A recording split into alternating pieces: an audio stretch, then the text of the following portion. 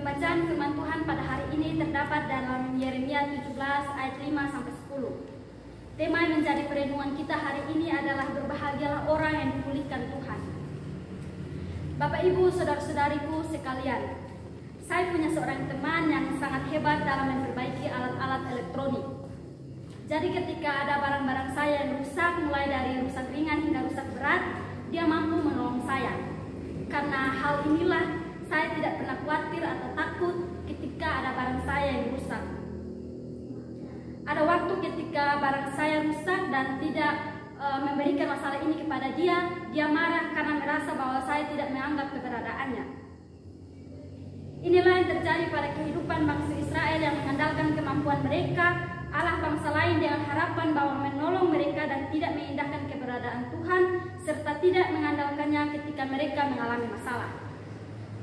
Ilustrasi yang saya beri ini berbicara tentang pemulihan Tuhan.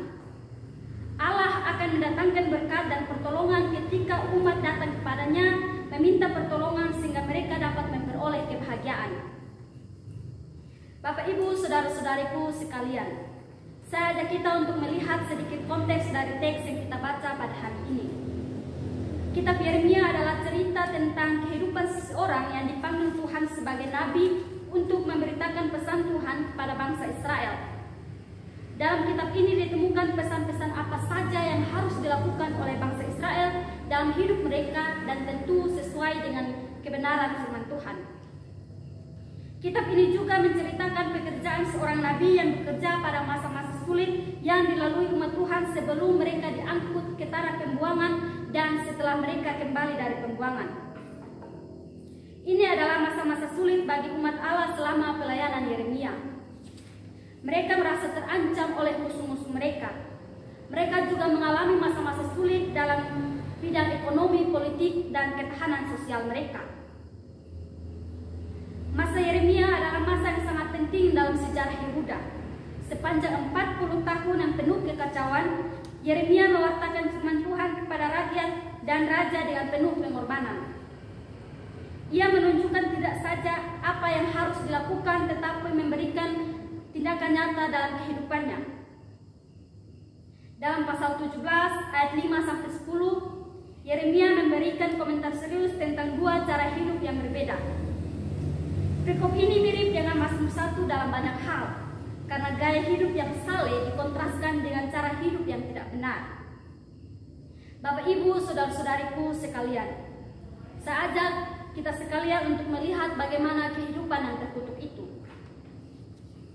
Kehidupan yang terkutuk adalah kehidupan yang egois karena mengandalkan diri sendiri dan merasa diri mampu. Sebagai manusia yang telah jatuh dalam dosa, maka menjadi hal yang wajar atau lumrah bahwasanya manusia akan mengandalkan dirinya sendiri. Ketika kita mengandalkan manusia, kita hanya akan menerima kekuatan jasmani. Jika kita mengandalkan manusia, maka hati kita jauh dari Tuhan.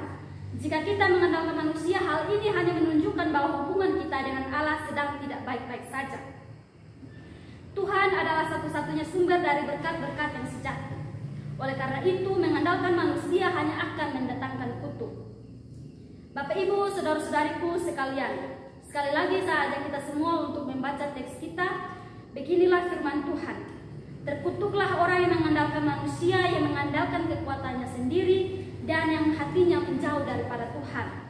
Dalam terjemahan yang lain, memberikan kita satu kejelasan yang lebih baik. Tuhan berkata, apabila orang meninggalkan aku, Tuhannya, dan berharap kepada manusia, serta berharap pada kekuatannya, maka aku akan menghukum dia. Jadi bukan hanya mengandalkan manusia, tapi kita sedang meninggalkan Tuhan. Kita sedang tidak mengindahkan keberadaan Tuhan. Ketika kita mengandalkan manusia, maka yang kita peroleh hanyalah kekosongan dan kekeringan rohani. Ia akan seperti semak bulus di padang belantara. Sebuah semak di padang pengembaraan kebalikan dari sebuah hidup yang penuh dengan kelimpahan. Orang yang mengandalkan manusia tidak akan melihat datangnya kebaikan di mana terdapat berkat yang melimpah. Ia akan seperti semak bulus di padang belantara, ia tidak akan mengalami datangnya keadaan baik. Orang yang mengandalkan manusia berdosa akan hidup dalam situasi rohani yang kering dan tidak ada gunanya. Bagian ini selaras dengan salah satu bagian dalam kitab Yesaya, begini bunyinya. Celakalah orang-orang yang pergi ke Mesir minta pertolongan, yang mengandalkan kuda-kuda, yang percaya kepada keretanya yang begitu banyak, dan kepada pasukan berkuda yang begitu besar jumlahnya, tetapi tidak memandang kepada yang Maha Kudus Allah Israel dan tidak mencari Tuhan. Yesaya 31 ayat 1. Sekuat dan seperkasa apapun manusia, dia adalah tetap manusia yang fana dan terbatas. Tuhan ingin setiap kita manusia menjadi kuat di dalam Dia karena kita adalah ciptaan yang tidak dapat lepas dari Sang Pencipta kita. Rasul Paulus memberikan nasihatnya dalam Efesus 6 ayat 10, akhirnya hendaklah kamu kuat di dalam Tuhan, di dalam kekuatan kuasa-Nya. Kuat di dalam Tuhan mengandung dua makna praksis. Yang pertama, kita memperoleh kekuatan daripada Tuhan. Jadi untuk memperoleh kekuatan daripada Tuhan, kita harus menempel atau melekat kepada Tuhan. Kita harus memiliki hubungan yang karib atau hubungan yang baik dengan Tuhan. Yang kedua, memakai perlengkapan senjata Allah. Hal ini dijelaskan oleh Rasul Paulus dalam Efesus 6, dalam menghadapi perlawanan dan situasi yang terjadi dalam kehidupan kita. Jangan sekali-kali memakai cara duniawi, tetapi pakailah senjata dari Allah. Bapak Ibu, saudara-saudariku sekalian, saatnya kita semua untuk melihat bagian yang kedua, kehidupan yang terberkati dilindungi oleh Tuhan. Kehidupan terberkati adalah kehidupan yang dilindungi oleh Tuhan. Ada Tuhan dalam setiap langkah juang kehidupan kita. Bagian ini coba diperjelas dengan ilustrasi pohon yang ditanam dalam-dalam di tepi sungai. Pohon seperti ini tidak terganggu oleh musim hidup yang datang silih berganti. Daunnya mereka tetap hijau dan mereka terus menghasilkan buah yang sangat lezat. Tidak ada yang lebih menyenangkan daripada melihat pohon berbuah yang diberkati dengan hasil yang melimpah. Ketika saya pertama datang Salatiga pas musim rambutan, lihat pohon yang tumbuh subur dengan buah-buah yang sangat luar biasa, saya merasa sangat bahagia. Seperti pohon yang tetap tumbuh subur dan berdiri kokoh, demikianlah kehidupan yang tumbuh secara baik di dalam Tuhan. Dalam setiap langkah kehidupan kita, datang badai dan pergumulan, tetapi bagi orang percaya dan pengikut Kristus, kita tidak dapat dipisahkan darinya. Mereka yang menempatkan Tuhan sebagai harapan mereka akan tumbuh subur seperti pohon yang selalu hijau, yang daunnya tidak layu, dan mereka akan menghasilkan buah yang lezat dan tidak khawatir tentang masalah kehidupan mereka. Saat ini kita dibanjiri dengan berita-berita negatif yang menimbulkan kecemasan dalam kehidupan semua orang, termasuk orang Kristen. Berita COVID sekarang kasusnya tambah naik dan membuat kita mungkin merasa takut untuk menjalin relasi dengan orang lain. Mari kita lihat janji dari ayat ini adalah bahwa apapun yang terjadi dalam kehidupan kita ketika kita bergantung pada kasih karunia Kristus, itu cukup untuk menjaga kita. Bangsa Yehuda mengalami suatu pergumulan yang sangat serius. Pergumulan-pergumulan yang mereka alami kemudian mengantarkan mereka pada suatu pilihan yang membuat mereka jatuh dalam dosa. Dalam persoalan yang dialami oleh bangsa Yehuda, mereka mengandalkan diri mereka dan berharap akan mampu membawa mereka keluar dari masalah mereka, namun yang mereka dapat adalah kekecewaan. Yeremia kemudian hadir dan mengontraskan kehidupan umat Yehuda yang mengandalkan diri dari kefanaan yang akan mereka terima. Dalam ayat 9, Yeremia berbicara mengenai hati manusia. Hati yang licik sampai pada puncaknya sudah tidak dapat disembuhkan. Sama seperti hati kita itu tidak dapat disembuhkan, begitu juga sifat manusia kita yang sangat egois dan merasa diri mampu. Dalam kondisi kita yang jatuh, kita rusak dan membusuk, tidak ada jalan bagi kita untuk mengubah atau mengoreksi, memperbaiki kelakuan diri kita. Firman mengenai hati manusia yang licik dan tidak dapat disembuhkan ini berhubungan dengan maksud Allah serta penyaluran dan kebaikannya.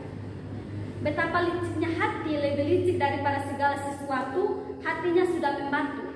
Siapakah yang dapat mengetahuinya? Ayat 9. Dua hal yang ingin saya bagikan untuk kita sekalian. Yang pertama, bahwa bahkan perkataan mengenai hati manusia yang licik dan membantu ini berhubungan dengan maksud Allah dengan penyalurannya. Walaupun hati manusia itu licik dan rusak, melalui hati-hati inilah Allah dapat menuliskan firman dalam loh-loh mereka. Yang kedua, ini memberitakan bahwa Allah memiliki jalan untuk membagikan dirinya ke dalam manusia. Begitu dia masuk ke dalam manusia, Allah akan menyebar ke dalam hati kita, dan inilah cara Allah bekerja menolong umatnya. Bapak, Ibu, saudara-saudariku sekalian, teks yang kita baca hari ini menyaksikan baik kita sekalian bahwa bangsa Yehuda adalah salah satu bangsa yang diizinkan untuk memasuki tanah perjanjian. Dalam sejarah perjalanan mereka itu, mereka seringkali melupakan Tuhan, bahkan saat mereka diizinkan untuk menikmati semua keindahan di tanah perjanjian. Mereka seringkali mengeluh, mengandalkan diri mereka, membangun sesembahan sendiri, dan meminta pertolongan daripadanya. Akibatnya, ada kutukan yang didatangkan pada mereka sehingga keterpurukan, harta yang dirampas bahkan menjadi budak di tanah asing. Bagian ini hendak menegaskan pada kita bahwa manusia dengan segala ego yang dia andalkan sendiri, ia hanya akan memperoleh kutuk. Kebalikan dari hal tersebut adalah adanya berkat perlindungan dari Allah yang benar. Bahkan saat berhadapan dengan berbagai problematika kehidupan, tantangan, tekanan, ada Tuhan di sisi kita. Dalam teks yang kita baca pada hari ini, mereka tidak akan berhenti menghasilkan buah meski dalam musim kekeringan. Sekarang pilihannya ada pada kita. Bapak, Ibu, saudara-saudariku sekalian, mau memilih untuk mengandalkan diri kita, kepercayaan yang kita bangun sendiri, atau mengandalkan Tuhan? Saya mengajak Bapak, Ibu, saudara-saudari sekalian, marilah dalam segala langkah juang kehidupan kita, jadikanlah Tuhan sumber kekuatan, sumber kehidupan, sumber berkat, sumber kemenangan, dan sumber segalanya dalam kehidupan kita. Maka kita akan melihat Tuhan bertindak dengan dahsyat dalam kehidupan kita.